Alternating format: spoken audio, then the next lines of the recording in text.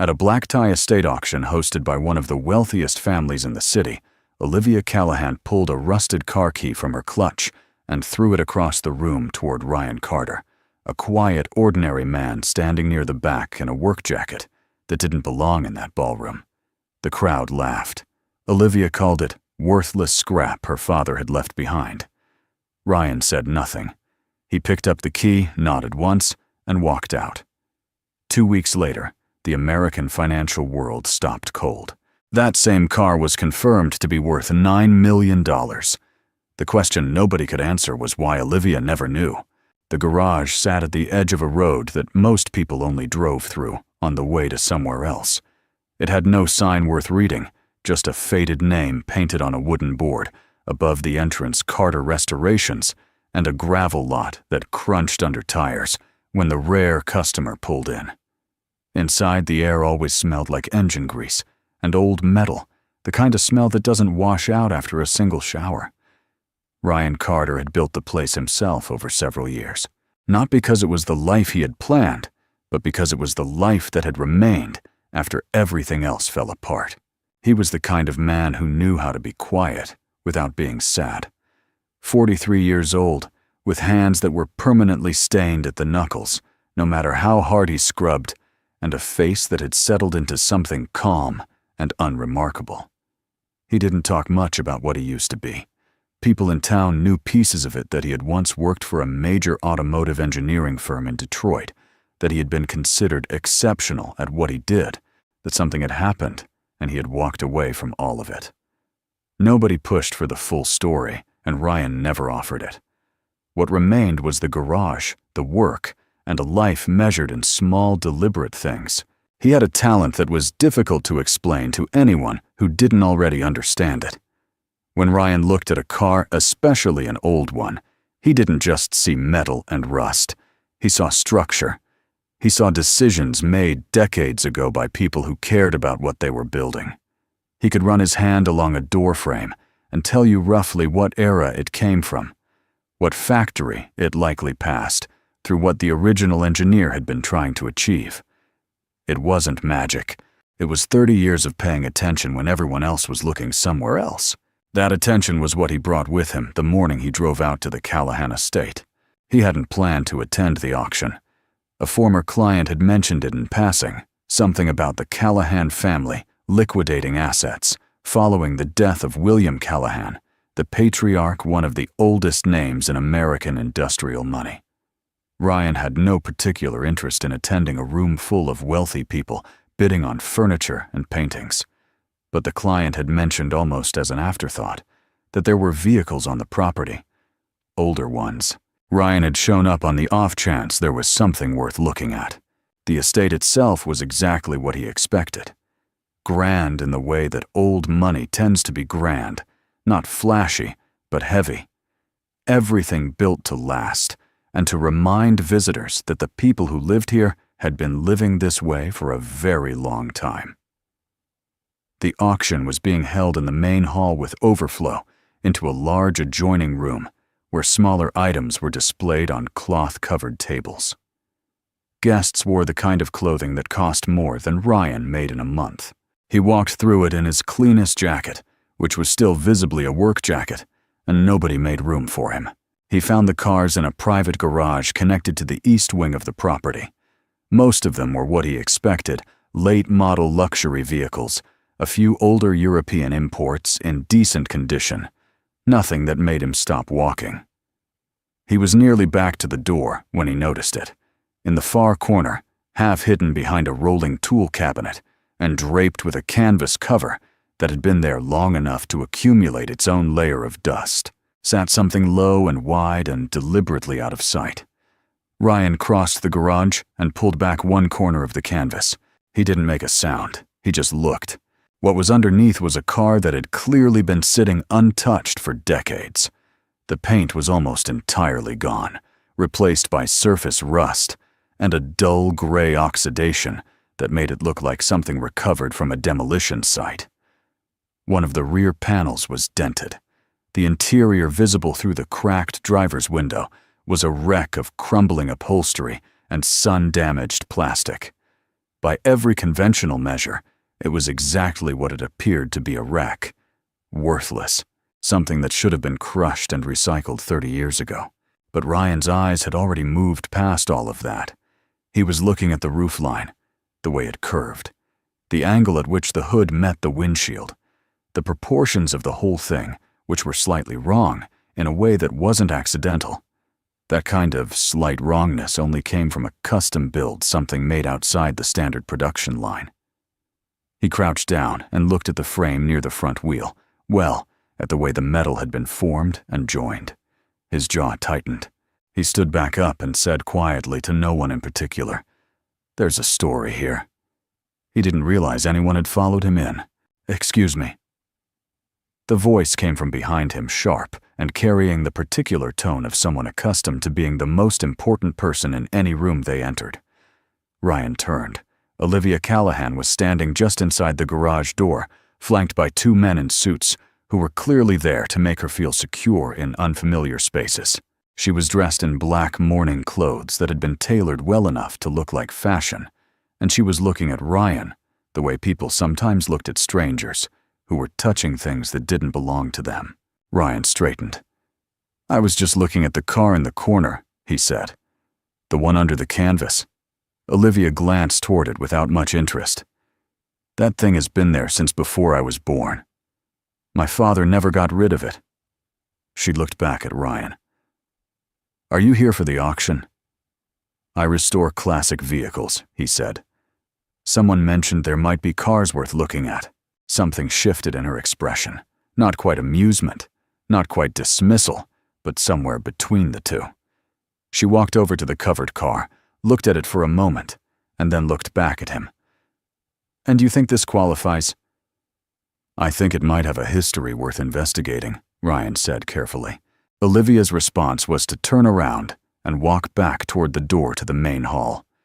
She said something to one of the suited men, and a minute later, 3 or 4 other guests drifted into the garage, people who had been standing near enough to the hallway to catch the tail end of the exchange. Ryan recognized that shift in atmosphere, the kind that happened when someone with social power decided to make a moment out of something. "Everyone," Olivia said, gesturing broadly at the corner, "this gentleman believes my father's rusted pile of scrap metal has a story worth investigating." There was polite laughter from the group, the kind that isn't especially cruel, but isn't kind either. "He restores old cars," she added, with the particular emphasis of someone explaining a novelty. Ryan didn't move from where he was standing. One of the guests, older, silver-haired, the kind of man who had opinions about wine, looked at the car, and then at Ryan. "What makes you think it's anything special?" he asked, not unkindly. "The frame geometry," Ryan said. "The proportions aren't production standard. The roofline curve is hand-formed, not stamped. And the way the front section is joined, that's not factory assembly. Someone built this by hand, or very close to it." He kept his voice level. "That either means it's a one-off custom build, or it's a prototype. Either way, that matters." Nobody in the room was particularly moved by this. The silver-haired man nodded politely and drifted back toward the hallway. A woman in a red dress whispered something to the person beside her. Olivia watched Ryan for a moment longer than the others did, with an expression he couldn't fully read.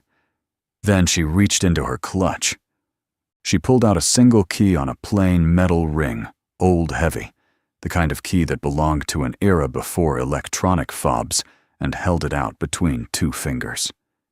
"You seem very certain for a man standing in someone else's garage," she said. The room had gone quietly attentive. "If you believe so strongly that there's something in that car worth finding, then by all means." She stepped forward and held the key out toward him. When Ryan didn't immediately reach for it, she simply let it drop. It hit the concrete floor with a sharp, flat sound. "Take it. It's yours. Consider it a gift from the Callahan estate." The laughter was louder this time. Not cruel exactly, but pointed. The kind that said, "We all see what's happening here, and we all agree on what it means." Ryan looked down at the key on the floor. Then he crouched, picked it up and put it in his jacket pocket. He looked at Olivia. "Thank you," he said. She had expected something else. He could see it in the slight recalibration behind her eyes. She had expected embarrassment or deflection or some kind of retreat. What she got instead was a man who pocketed a key and thanked her as if she had done him a genuine favor. For just a moment, she didn't quite know what to do with that. Then the moment passed, and she turned back toward the hallway, and the small gathered audience followed her out. And Ryan was alone again in the garage with the rusted car and the key and the particular silence of a room that has just been used as a stage. He stood there for a while. The smart move was obvious. Walk away, let the whole thing go, chalk it up to an odd afternoon. The car might be nothing. His instincts were usually reliable, but they weren't infallible, and he had been wrong before about things he felt certain of. And even if he was right, even if the car was something the logistics of proving it would be significant, the documentation was almost certainly gone. The identification numbers were likely obscured. He would be pouring time and money into a project that most people had already decided was a joke, on the word of a woman who had just used him as entertainment for her guests. He turned the key over in his hand. It was heavier than it looked. He thought about the roofline, the angle of the hood, the hand-formed metal near the wheel well, the way the whole car sat low and deliberate, like something that had been designed with a specific purpose, and then hidden away. Not abandoned. Hidden.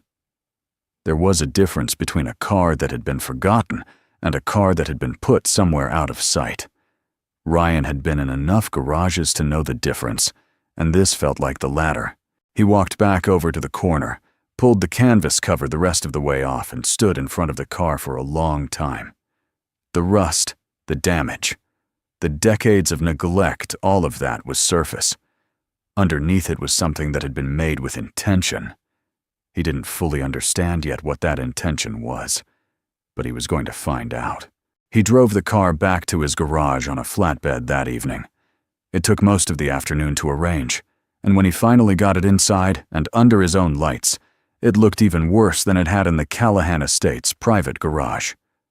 One of his longtime contacts, a man named Dennis, who ran a parts sourcing operation out of Nashville, stopped by the next morning and spent 20 minutes looking at it before he said anything.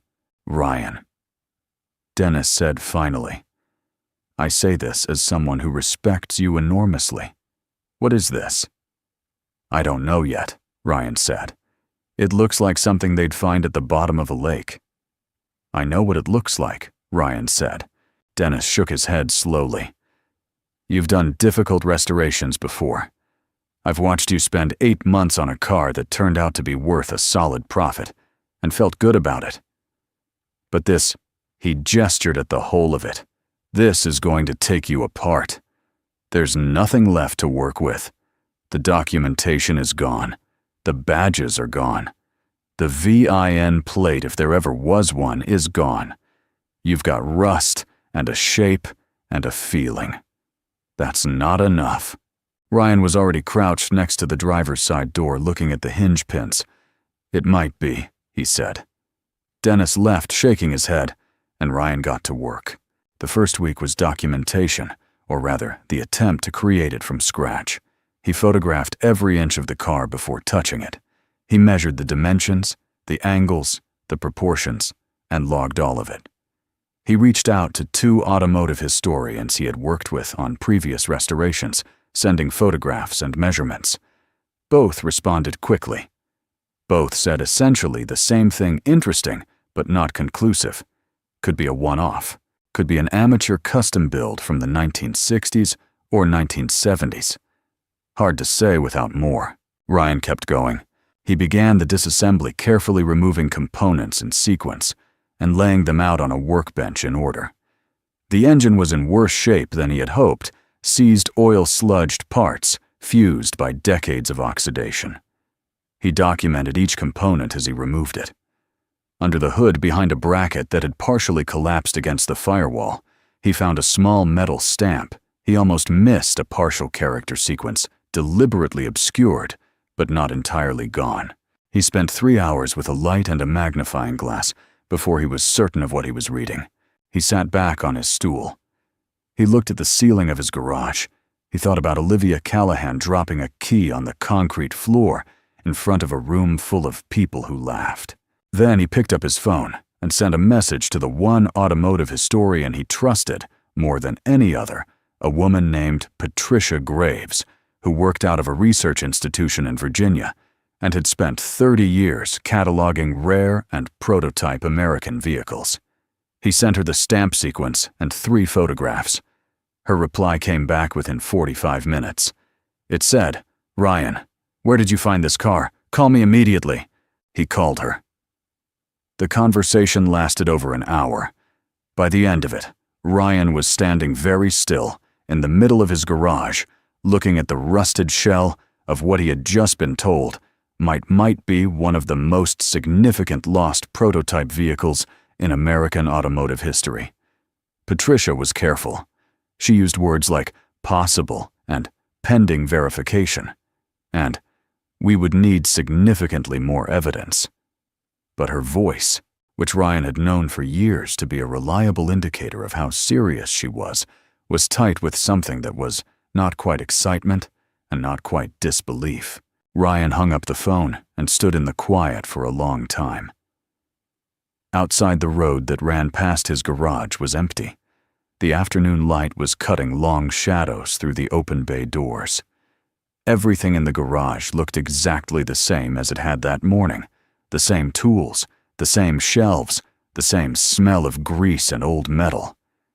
But in the corner under his work lights, the rusted car that Olivia Callahan had thrown away like a joke was beginning to look like something else entirely.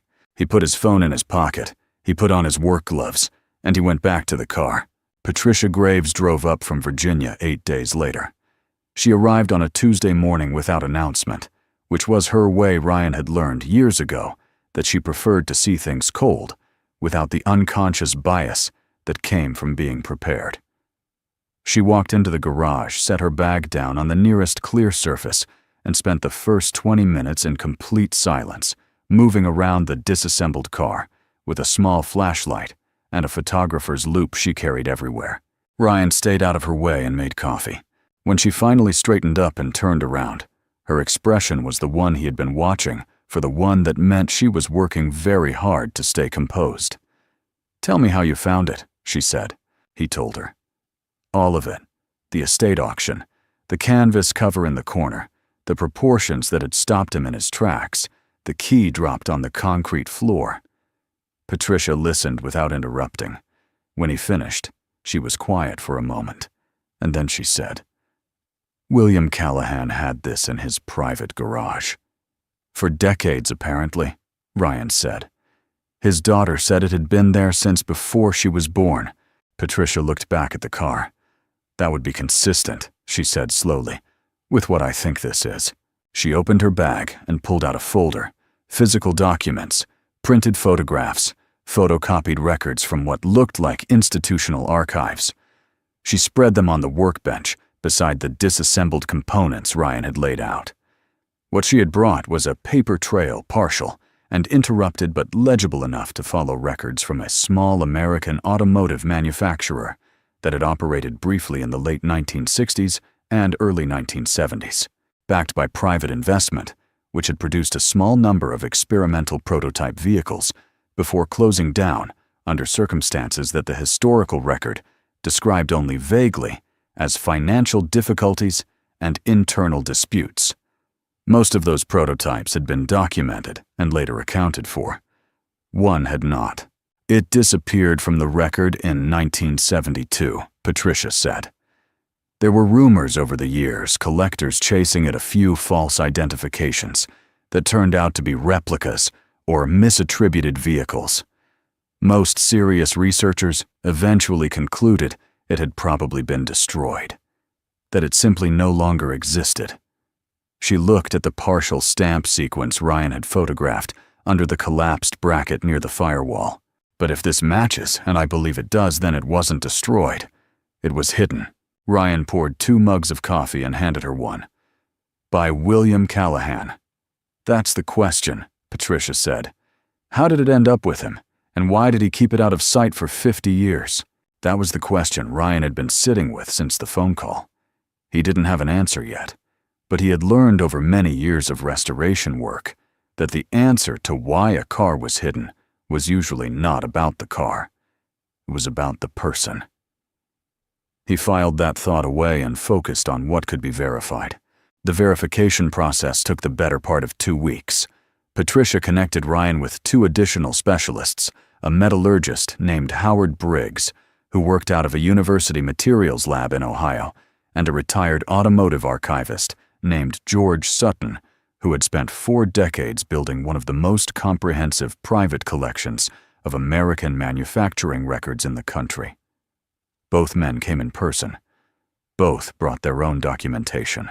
The garage that had always been quiet, filled temporarily with the specific energy of people who had spent their careers waiting for something and were now standing in front of it. Howard spent an entire day on the metal composition analysis alone. The alloys used in the frame and body panels were consistent with small batch specialty manufacturing from the early 1970s, not the standardized steel used in mass production, but a custom blend that had been used by only a handful of manufacturers during that period. George cross-referenced the partial stamp sequence against his archive records and found a match that left in his words essentially no reasonable doubt. The partial sequence corresponded to a prototype designation used by the manufacturer in question during a specific production window in 1971. Ryan sat on his workbench stool the evening after George confirmed it and looked at the car for a long time without doing anything else. The rust was still there. The damage was still there.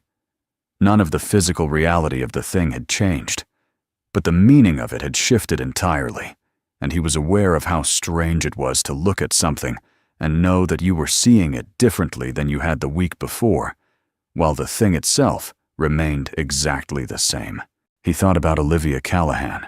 He thought about the sound the key had made when it hit the concrete floor. He wasn't angry. He had moved past that somewhere in the second week of work, when the car had started to give up its secrets one small detail at a time. What he felt now was something harder to name, a kind of weight that came from knowing something significant that someone else didn't know, and from understanding that the moment of telling them was coming, and that it would not be simple.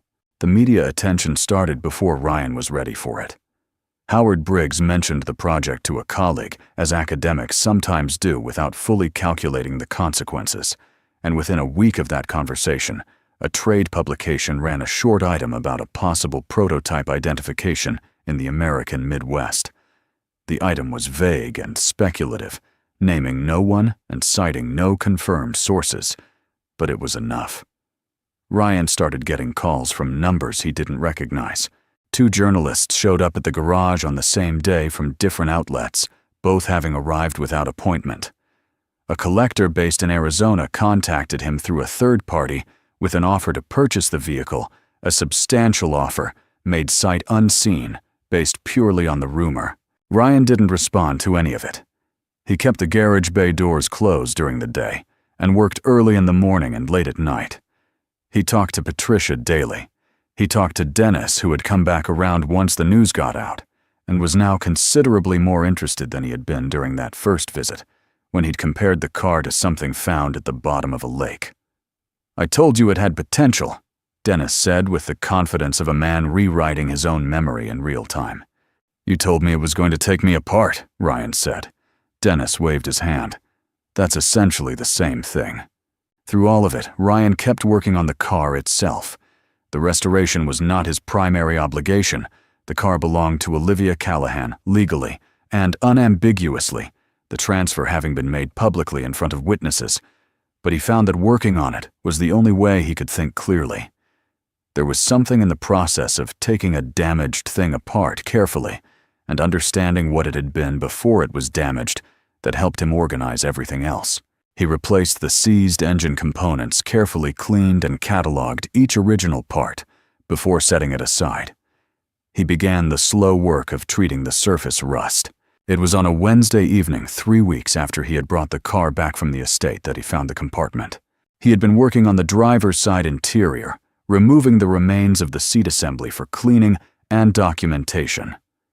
The seat frame had corroded to the floor brackets in several places and had to be worked loose carefully to avoid damaging the floor pan.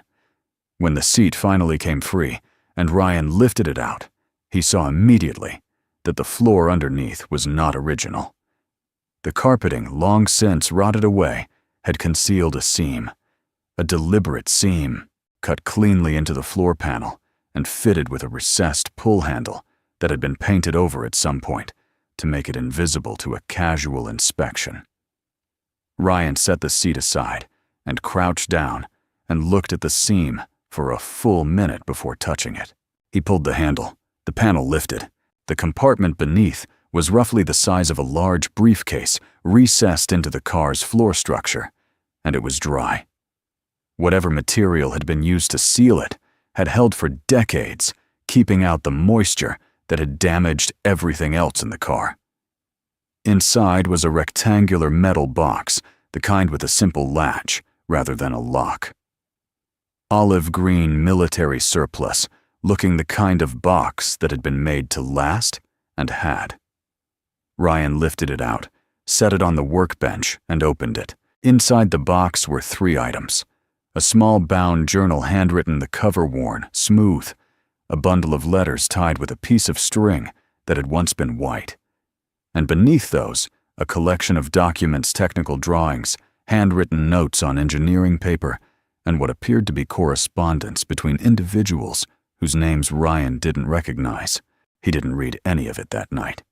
He photographed the contents of the box exactly as he found them, then carefully placed everything back inside and set the box on the highest shelf of his locked storage cabinet. He stood in the garage for a while after that, with the particular stillness of someone who has just understood that a situation has become significantly more complicated than it was an hour ago. The next morning, he called Patricia. "There's something else," he said. He described the compartment, the box, the contents. Patricia was quiet for longer than usual.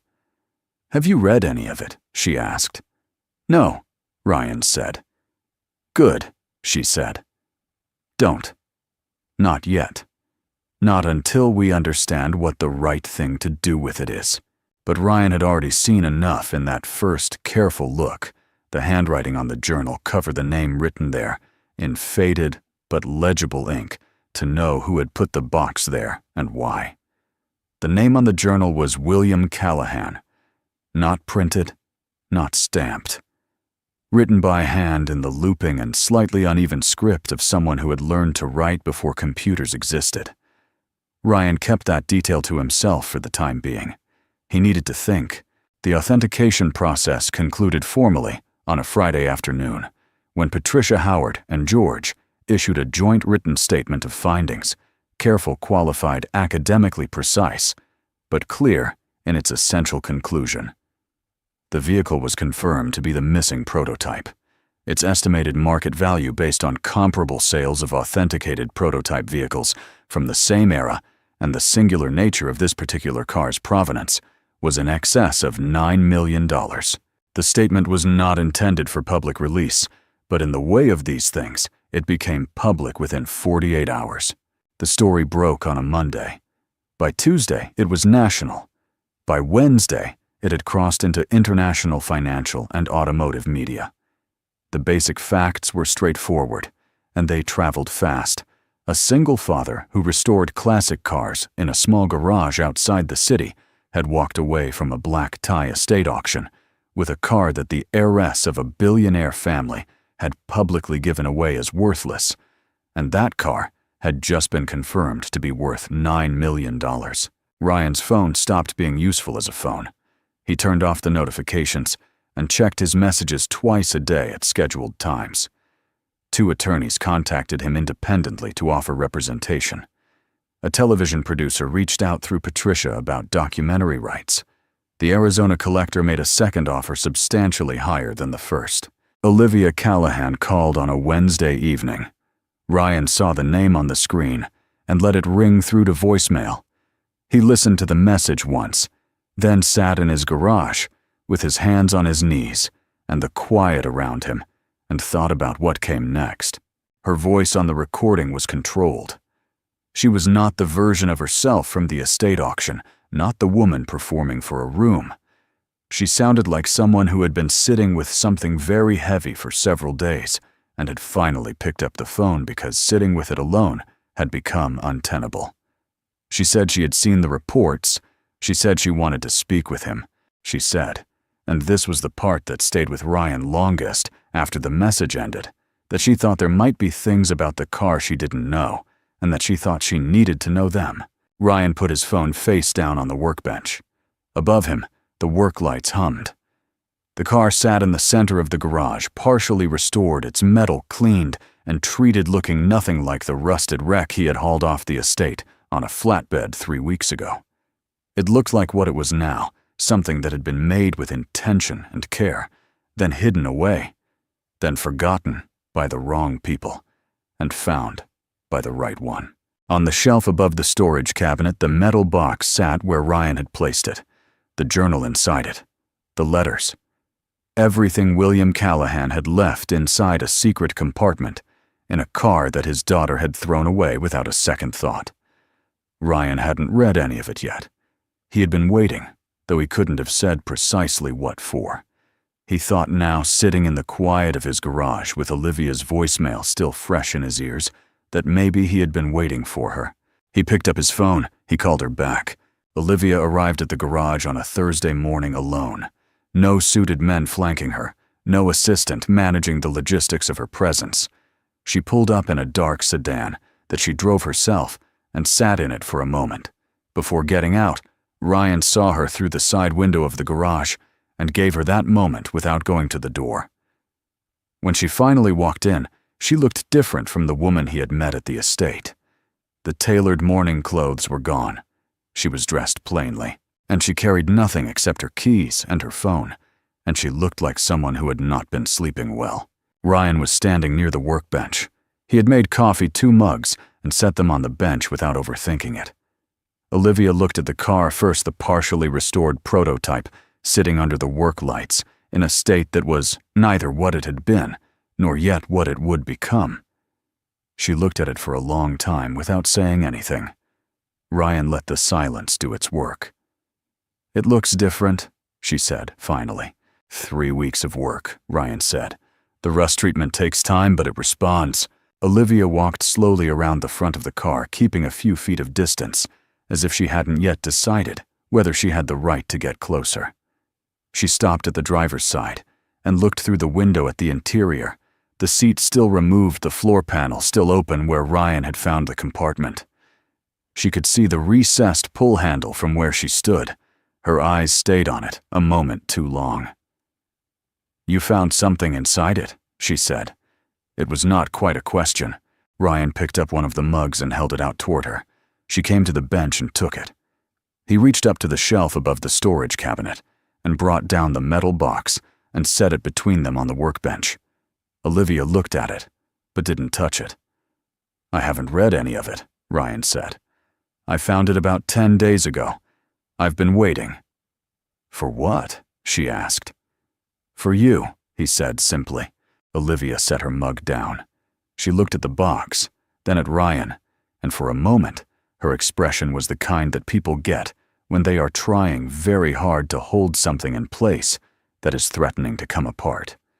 She reached out and opened the latch and lifted the lid. She saw the journal first.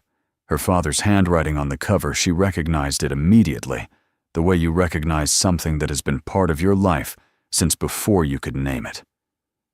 Her hand moved toward it, and then stopped just short of touching it. Ryan watched her work through whatever she was working through, and he didn't say anything.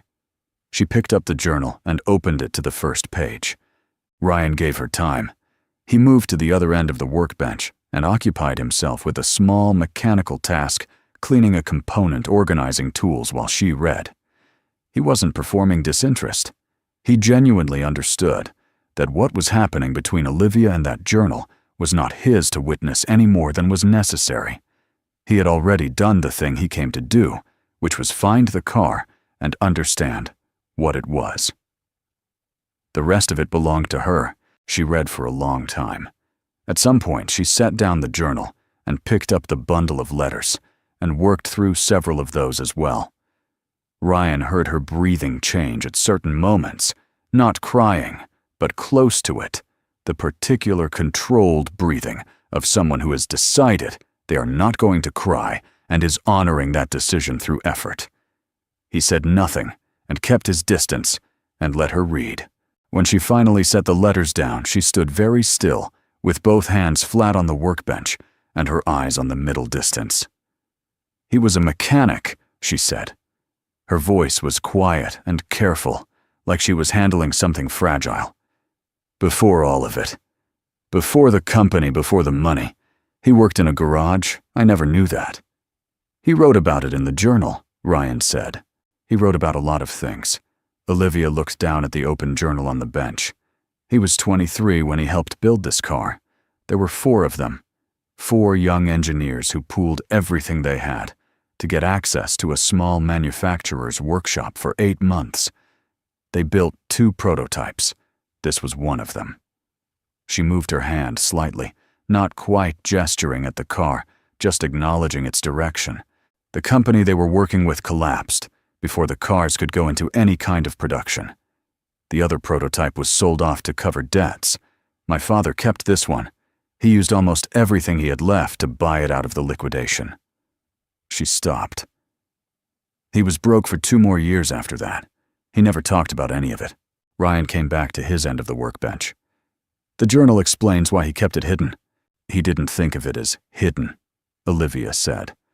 "He thought of it as..." She glanced back at the journal. He used the word preserved. He wanted to preserve it until the right moment. She looked up. "He wrote that he hoped one day I would find it on my own and understand what it meant. That I would see it for what it was without being told." Her voice went flat in a way that wasn't emotionless. It was the flatness of someone pressing down very hard on something. He wrote that he was afraid I had grown up believing that the value of things could always be read from the surface, that he hadn't known how to teach me otherwise. The garage was very quiet. Outside, a vehicle passed on the road, and then the quiet came back. "He was right," Olivia said. About what he was afraid of, Ryan didn't offer her anything in response to that. It wasn't his place to offer comfort or absolution for something she was only just beginning to reckon with, and he sensed that she didn't want either of those things. What she wanted was to say it out loud to someone who had been there at the beginning of this, who had been standing in that garage at the estate when she had dropped the key on the floor, and Ryan understood that his role in this moment was simply to be present and honest. "What do you want to do with it?" he asked. "The car." Olivia was quiet for a moment. "What do you think it should be?" "It's not my decision," Ryan said. "It's your father's car. It's your family's history." "You're the one who found it," she said. "You're the one who understood what it was when everyone else, She stopped. "You deserve something from this." Ryan had thought about this. He had thought about it carefully over the past 10 days, sitting in his garage in the early mornings, before the day started. He knew what the car was worth.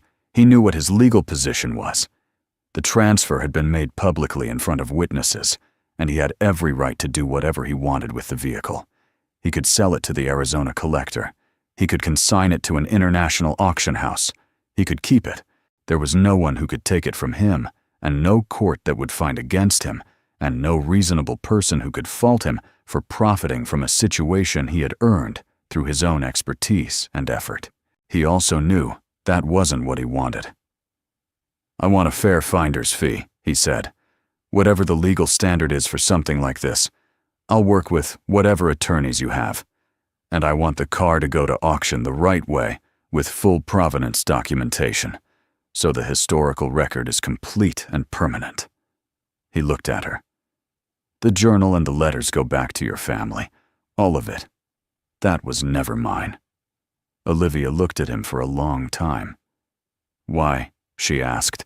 Because the car is worth $9 million whether I keep it or not, Ryan said. But the journal is only worth anything to you. She looked away. Her jaw worked slightly. When she spoke again, her voice had lost the careful control she had been maintaining since she arrived. I threw it away, she said, in front of a room full of people. I threw away the last thing my father left me, and I made it into a joke, and I didn't even look at it first. She stopped herself, put her hand on the journal. I didn't know, but I should have known enough to look. Ryan said nothing. There was nothing to say that would make that smaller or larger than it was, and she didn't need it made into either. The auction was arranged over the following 6 weeks. Patricia Graves oversaw the provenance documentation, which was thorough enough to be considered a model of its kind. Every detail of the car's origin, its production history, its decades of concealment, and its rediscovery was recorded and verified.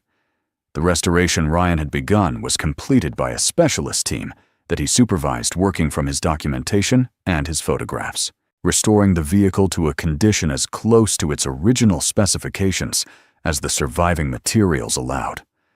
When it was finished, it looked nothing like the rusted wreck that had sat under a canvas cover in a corner of the Callahan estate. It looked like what it had always been, underneath the damage something made with care, by people who believed in what they were building. The international auction drew significant attention. The bidding opened high and climbed steadily for 11 minutes before settling at a final price of $9,200,000, which set a record for the category and was covered by financial and automotive media across 3 continents. Ryan watched it on a live stream from his garage alone with a mug of coffee. When the hammer came down, he sat with it for a while and then went back to work on another car he had in the shop, a 1968 domestic sedan belonging to a retired teacher from the next county, over nothing remarkable, just a car that someone wanted restored because it had belonged to someone they loved. Olivia read her father's journal twice more in the weeks following the auction. She read the letters in order, slowly taking her time with each one. What emerged from them was a version of William Callahan she had not known, not the patriarch, not the billionaire, not the distant and formal man who had presided over her childhood from behind a series of large desks in large offices.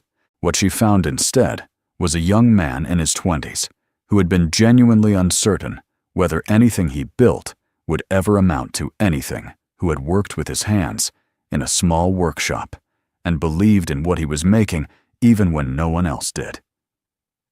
A man who had spent 50 years worrying that his success had cost his daughter something important without knowing how to give it back to her. She restructured the Callahan Industries Charitable Foundation within 3 months of the auction.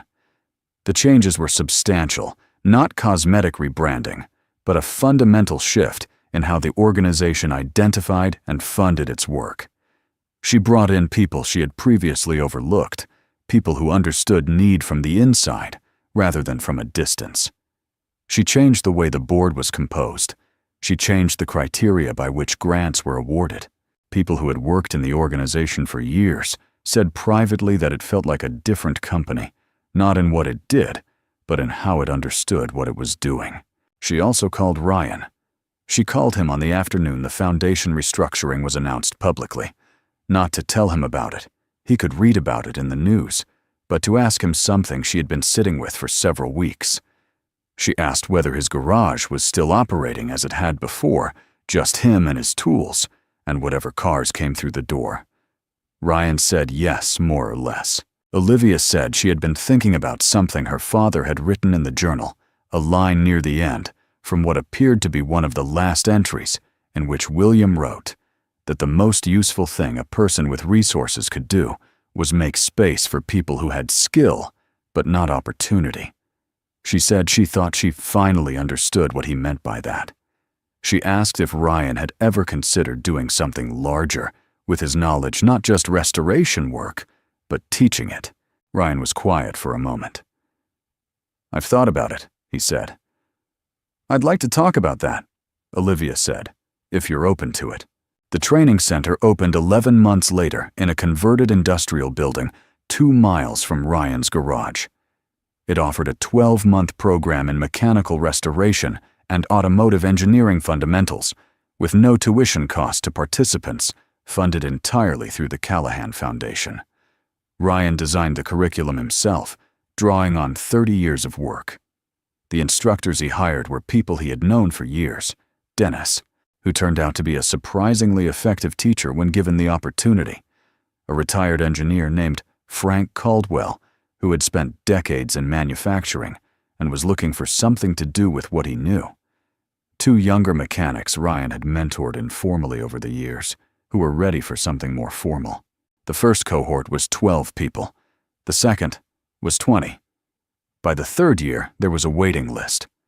One afternoon, about a year after the center opened, Olivia came by unannounced, her version of unannounced, which meant she had told no one she was coming, rather than arriving with a team. Ryan was in the main workshop space, walking a student through the process of reading a frame for stress fractures. He finished what he was doing before going over to her.